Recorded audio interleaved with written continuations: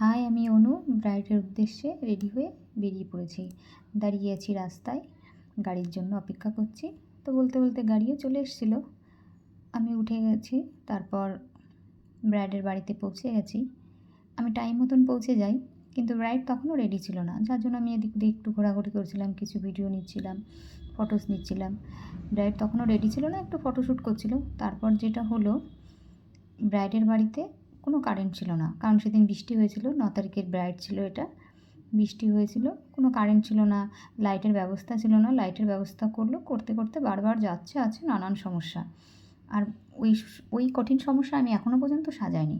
যাই হোক, তাড়াহুড়ো করে একটু সাজালাম, সাজিয়েই তো বেরিয়ে এসেছি, কিন্তু ফটো তোলার কোনো টাইম পাইনি।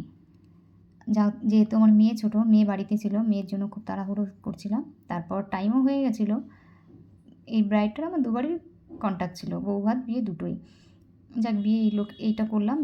বলো কেমন লাগছে, নেক্সট ভিডিও নিয়ে চলে আসবো বউ ভাতেরটা নিয়ে। দেখো ততক্ষণে তোমরা কেমন হয়েছে সাজিয়ে, বলো। ফটোগুলো একটা ভাইয়ের থেকে নিলাম। বলো ভিডিওটা কেমন হয়েছে, সবাই জানিও। Tata, by.